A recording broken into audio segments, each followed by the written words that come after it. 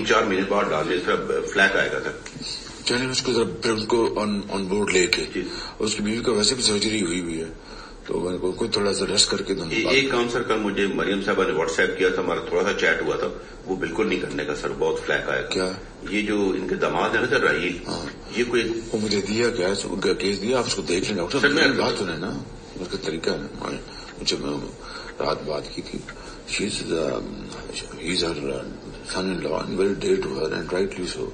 کر کے لاجیکلی آپ بیٹھ کے ان کو مل کے یا یہ ملنے کہ جی یہ ایشوز ہیں. یہ میں کہتا 2 کام ہونے بتایا سر. ایک ان کا گریڈ اسٹیشن آدھا آ گیا ہوا انڈیا سے پلانٹ, وہی ہے نا, ایسا ہی ہے سر. ہاں تو باقی آدھا رہ گیا ہوا ہے. سر ایشو یہ ہے کہ وہ پہلے جائے گا ECC میں, پھر آئے گا کیبنٹ میں.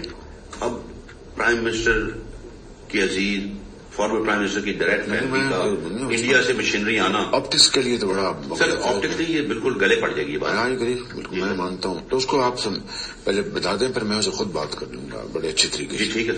وہ دوسرا جو کام ہے نا سر ان کا میپکو والا, جو گریڈ اسٹیشن کی انہوں نے اتحاد پارک بنایا رہی خان میں, وہ ہم کرا رہے ہیں. 2 کام ہونے بتائے تھے. پہلا تو میں نے کہا جی میں ابھی لگ جاتا ہوں. اتحاد پارک کیا ہے؟ کوئی باہر ہاؤسنگ سوسائٹی بنا رہے ہوں گے, تو ہاؤسنگ سوسائٹی میں اپنا گریڈ اسٹیشن بنانا پڑتا ہے. ایک نیشنل وے میں ہو جائے بس, وہ تو ہو جائے گا, وہ تو روز لوگ کراتے ہیں, کوئی ایشو نہیں.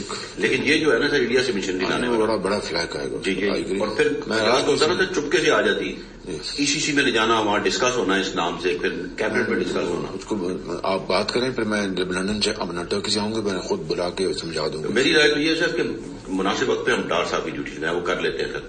وہ بڑے میاں صاحب سے گاڑی بھی انہوں نے ریویو کرا لی تھی, وہ پھر نہیں گئی سر. ٹھیک ہے, پھر اس طرح کر لیں. جی سر, اس طرح کر لیں. ٹھیک. باقی سر کی بات کریں سر, یہ عامر الیاس رانا بھی کل ہمیں فواد صاحب بھی ملے تھے. یہ سب لوگ کہہ رہے ہیں سر کہ بہت تسلی کر لیں, یہ مقبول باقر میں آپ وہی غلطی کرنے جا رہے ہیں جو آپ نے کی تھی جاوید